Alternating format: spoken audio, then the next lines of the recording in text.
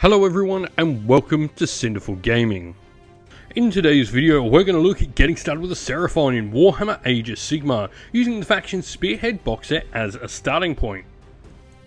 Today's video is sponsored by Gap Games, a fantastic miniature wargaming store in Queensland, Australia.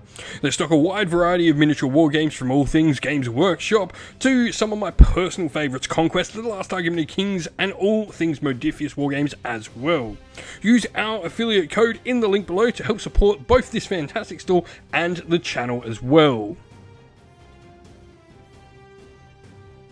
So to begin with, leading the box set is a Saurus Oldblood on Carnosaur.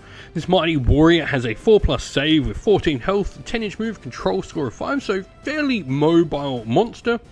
And it's got a ranged attack there as well, along with a bunch of decent close combat attacks with some decent rend on the companion's massive jaws there, with 2 rend, damage 3, and its forelimbs even being damage 3 as well, only with 1 rend however.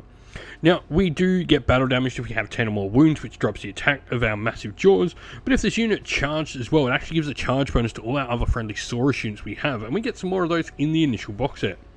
Terror reduces the control score of nearby enemy models, and Blood Frenzy means once per turn in your army during the combat phase, if this unit's in combat with any damaged enemy monsters, it can potentially have the Strikes First special rule.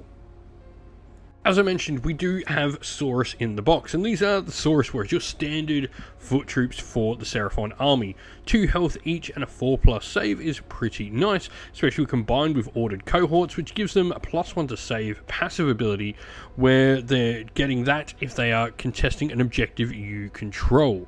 Now they can have a musician and stand bearer in there as well. This will obviously give them some bonuses to rally models back to the unit and a little bit more objective control, which is great for a unit that really is going to want to be one of our more defensive units. And so, if the Saurus Warriors are our defensive unit, then the Kroxigor are our offensive unit in the box set. They will Drakebite mauls, though 1 in 3 models can have a Moonstone Hammer, which is essentially a better version of their regular weapon.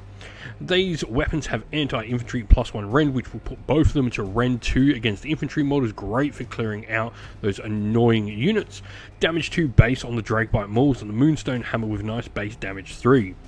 Now, Brutal Blows means they actually add 1 to the damage of those weapons as well if they're ever fighting in melee against a unit that has 10 or more models.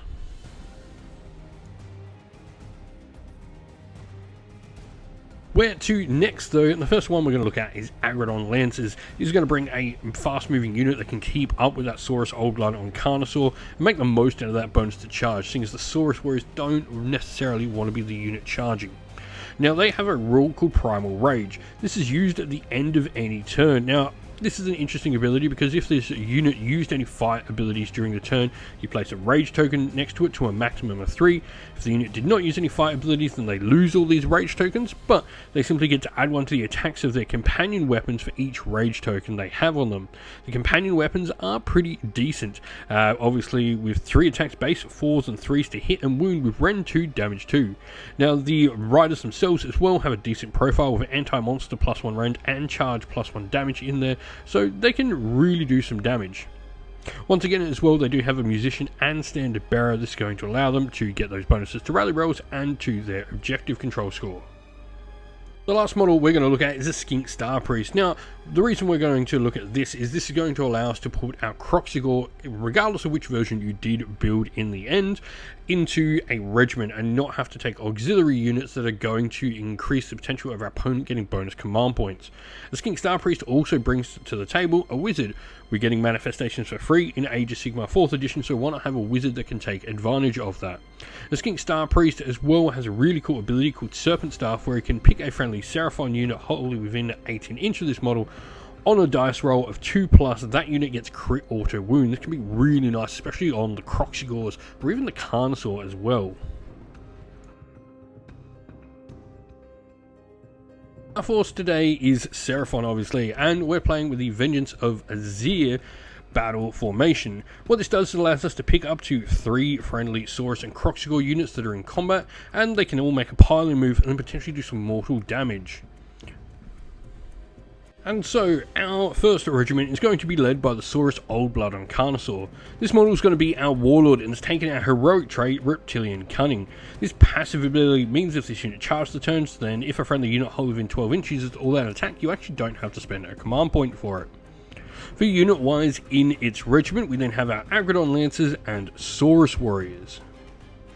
Regiment number 2 then has our Skink Star Priest with the Artifact of Power, the Coatl Familiar. This can be used after you've made a casting attempt once per battle, and you can add a d6 to your casting roll for that spell, so a cool way to get a spell off you potentially may need. For units inside the Skink Priest regiments, we just have our unit of Croxigor. We hope this video was helpful in getting you started with Warhammer Age of Sigmar, and it was able to give you some ideas and inspiration to start your own force in the game.